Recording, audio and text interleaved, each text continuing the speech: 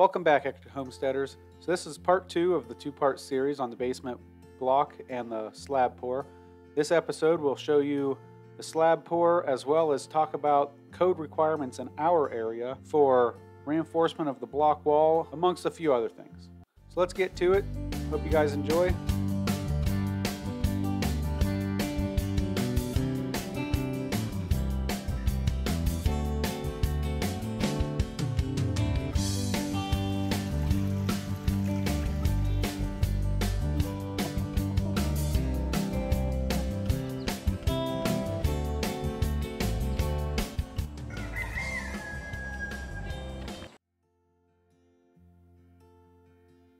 With the location of the foundation where it is on the property, it was much easier to get the concrete into the basement using a pump truck.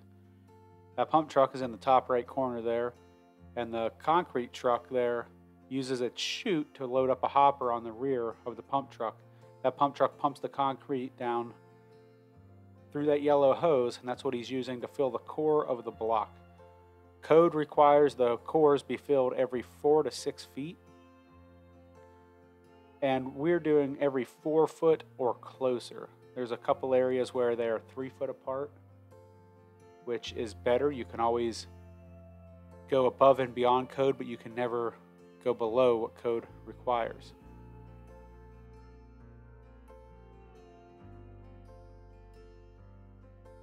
Just going to speed it up real quick. So the gentleman in the red to the left there, he is fixing a mistake I made. I was getting rock into the basement and bumped that lintel with the excavator and knocked the top 2 row of block off there. So he's fixing that there. And the gentleman in the black at the center, up on top of the ladder, he's taking that rebar, the reinforcing rebar, and shoving it down in the freshly poured concrete in the cores. That's getting rid of any air bubbles, and also it's going to be a reinforcing member. As you can see, they laid the rebar out on every core that needed to be filled. That way everybody knew where the rebar needed to go and what cores needed filled. Filling the cores of the block and putting the rebar in, it's just a rinse and repeat procedure. You just keep going over doing the same steps the whole way around, making sure that you're putting the rebar in the correct spot and filling the correct cores. You can always fill more cores, but they at least have to be minimally 4 to 6 feet spaced. That being said, I'm not going to make you guys watch him work the whole way around the foundation. Just know that it's the same procedure over and over again. Also, they are adding a J-bolt in the cores that are filled solid. Code requires a J-bolt in every 4 to 6 foot within the last foot of the sill plate and no closer to the edge than 4 inches. So before pouring the concrete, they went around and they marked the corners at the depth of the concrete they wanted, which was 4 inches. So there'll be a 4-inch slab. And they ran a string line from corner to corner.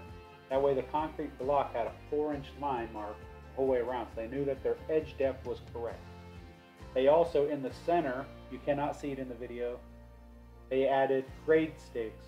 So every third of the basement they had a grade stake. So as they were working that concrete out towards the door there, they knew that they were at depth whenever they hit that grade stake. And once they hit that grade stake, they pushed it in the concrete, smoothed off over it, and called that good.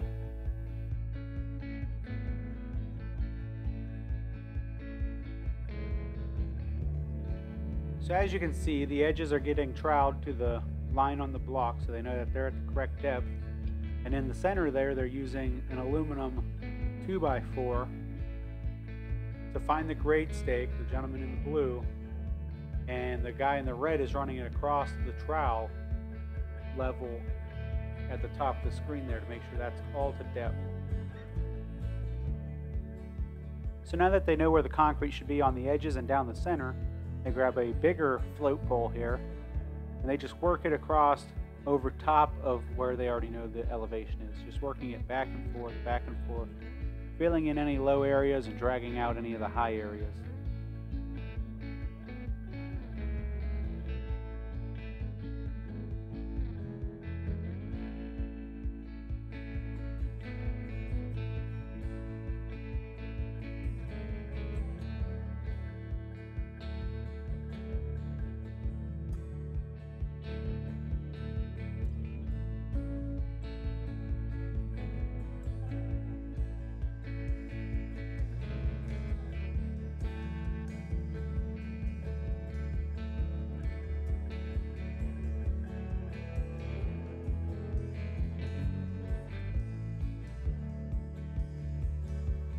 So now that that area to the left is floated once with their float to elevation, they will float it with a bowl float, and that'll get out any other imperfections, minor imperfections that are on the surface, and give it a really smooth finish. They'll still come back and do a hand trowel later, but this is the next step in the process to get a finish as smooth as possible.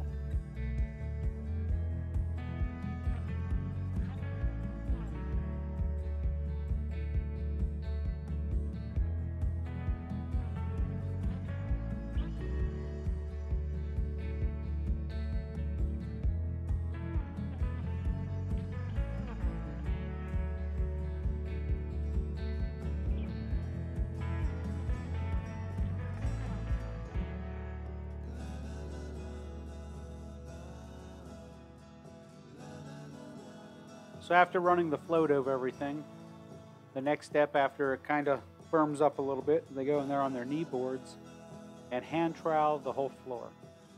This is going to ensure that everything is finished smooth and every inch of the floor pretty much is looked at by the naked eye to give the best finished product.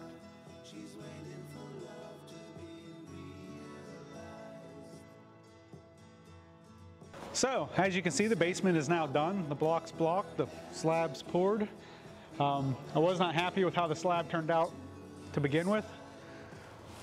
It was supposed to be sloped to go out the French doors here, so any water that would overflow if there was an accident or something in the basement could just roll out of the French doors there.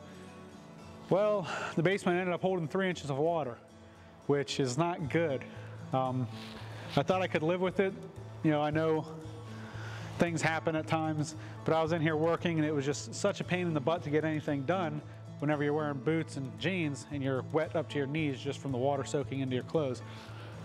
So I ended up calling the guy that did it, the guys that did it, and they come out. The initial thought was to cut out this quarter of the slab and re-pour it with a grating out the door there. Well, ended up opting to put a floor drain in because that would not have been enough concrete over the footer. There would only have been about 1 inch of concrete over the footer. So the slab was done poorly to begin with. There are a couple other things that I don't like about it, but we'll get into that. That's going to be another video, and that one won't take nearly as long to get up, so I would keep an eye out for that in the next couple days. But that is it for part 2. I appreciate you guys sticking around and hanging in there with us. You know, it's been a while, so I know I keep saying I'll try to upload videos more regularly, but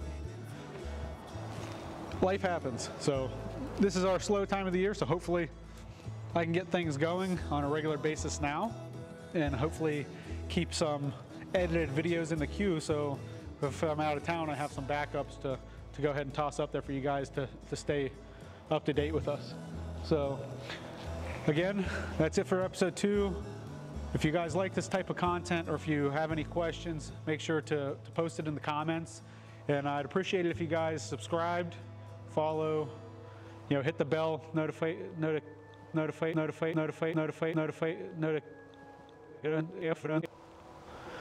Make sure you follow us, hit that bell icon so you get notifications every time I upload a video. That way you can join us for the whole journey. But yeah, that's it for this video, and we'll see you on the next one.